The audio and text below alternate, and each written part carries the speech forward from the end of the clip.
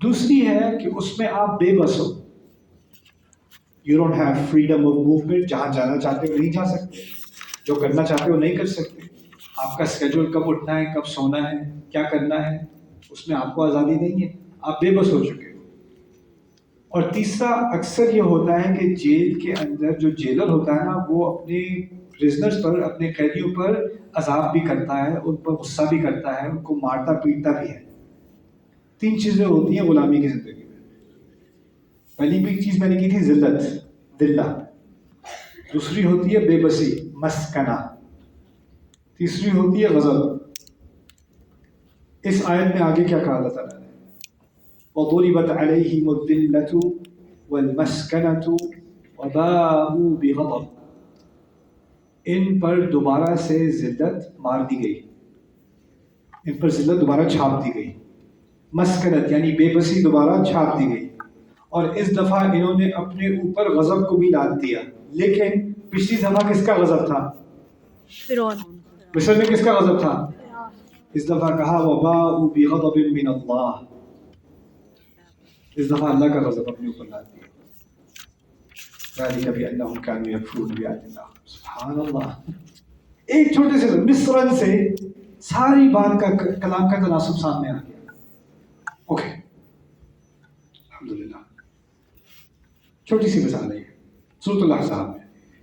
ما جعل اللہ لرجل من قلبین فی جوفہ. شادی کے بارے میں بات ہو رہی ہے. اللہ تعالیٰ نے جذبات کے بارے میں بات کی ہے, اور تعالیٰ نے کہا ہے کہ اللہ تعالیٰ نے کسی بھی آدمی کے دل میں 2 دل, کسی آدمی کے اندر 2 دل نہیں ڈالے. ما جعل اللہ لرجل من قلبین فی جوفہ. یہاں پہ 2 الفاظ جو ہیں وہ ذرا عجیب ہیں. ایک تو ہے رجل, مرد. لیکن اللہ تعالیٰ نے تو مرد انسان کہاں ہوتا تو کیا فرق پڑ جاتا. اور پھر دل کی بات ہے تو دل کہاں ہوتا ہے؟ سینے میں. سینے کا لفظ عربی میں ہے صدر. تو اگر کہا ہوتا ما جعل اللہ لانسان من قلبین فی صدرہ, رجل کی جگہ انسان اور جوف کی جگہ کیا؟ صدر. اگر انسان کہا ہوتا تو کون شامل ہوتا؟ مرد بھی اور عورت بھی. ٹھیک ہے. اور اگر صدر کہا ہوتا ہے جوف کی بجائے تو صرف سینے کی بات ہو رہی ہوتی. جوف پورا جسم ہوتا ہے. بات آپ سمجھ گئے ہوں گے. اللہ تعالیٰ نے مرد کے جوف کے اندر, یہاں سے یہاں کو جوف کہتے ہیں, پیٹ سے لے کے سینے تک, گردن تک, یہ جوف ہے ہمارا. اس کے اندر 2 دن نہیں ڈالے. لیکن عورت کے اندر تو بچہ آ جاتا ہے نا. اور جب بچہ آ جاتا ہے تو کم از کم کتنے دن ہو جاتے ہیں؟ 2. وہ تو ہو جاتے ہیں, لیکن وہ سینے میں نہیں ہوتے. لیکن وہ کہاں ہوتے ہیں؟ جوف میں تو ہوتے ہیں نا. سبحان اللہ. ما جعل اللہ لرجل من قلبین فی جوفہ. سبحان اللہ. اذ قال موسیٰ لقومہ. موسیٰ علیہ السلام کون سی قوم پہ بھیجے گئے تھے؟ بنی اسرائیل. عیسیٰ علیہ السلام کون سی قوم پہ بھیجے گئے تھے؟ سورۃ الصف میں دونوں کا ایک آیت کے بعد دوسرے کا ذکر ہے. پہلے موسیٰ پھر عیسیٰ.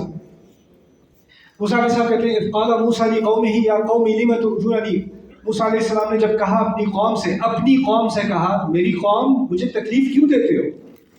یہ موسیٰ کے الفاظ ہیں. اگلی آیت میں کس کے الفاظ آئیں گے؟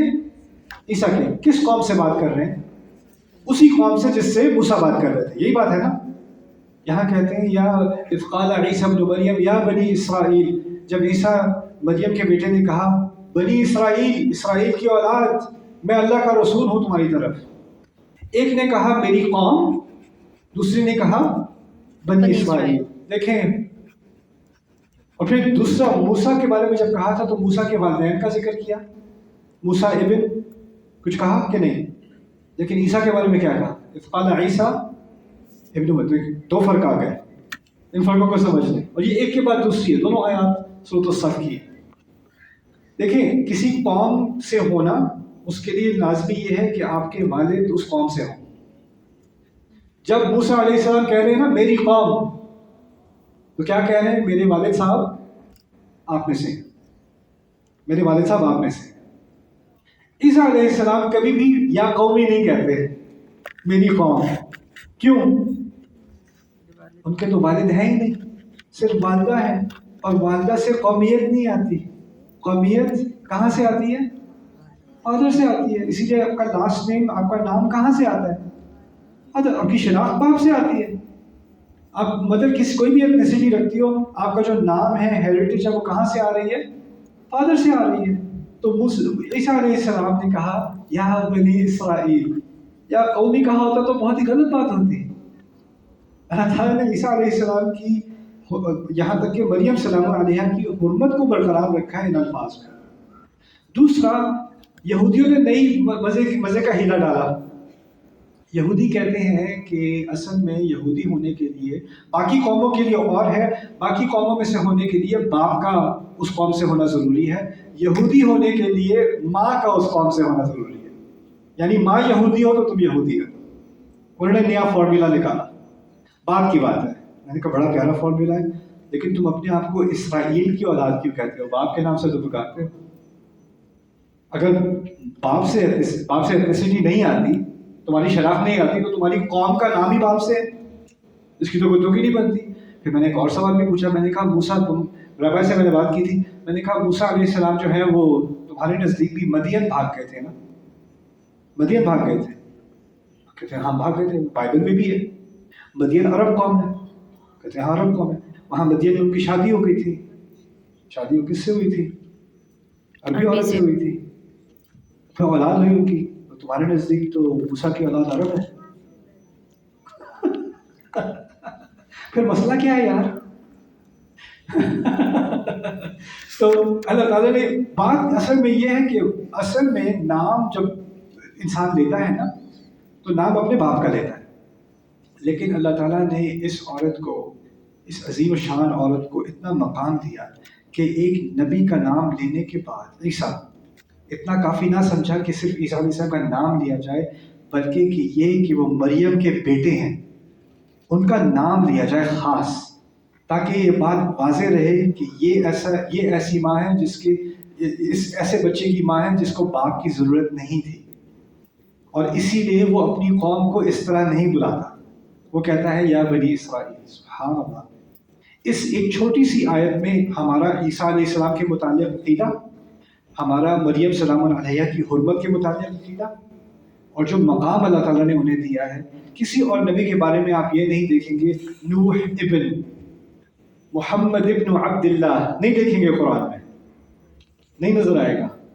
موسیٰ علیہ السلام ابن آپ کو نہیں نظر آئے گا. داؤد ابن نہیں نظر آئے گا. لیکن عیسیٰ کے ساتھ مختلف مقامات پر کیا نظر آ رہا ہے؟ عیسیٰ ابن مریم. تو اس میں کس کو عزت دی جا رہی ہے؟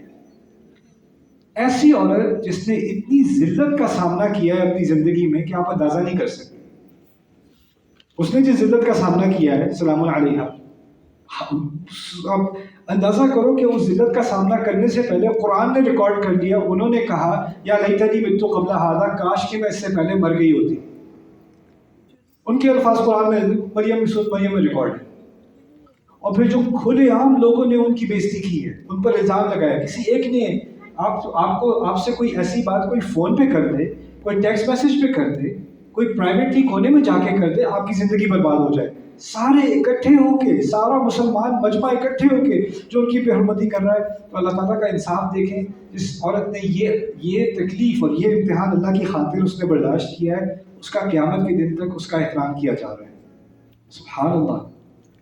عیسیٰ کا نام لیتے ہوئے عیسیٰ ابن مریم، اذ قال عیسیٰ ابن مریم یا بنی اسرائیل. جب بھی ان کی زبان سے یا بنی اسرائیل نکلتا ہے تو ان کی ماں کو سلام ہے. رضی اللہ تعالی عنہ و سلام علیہ.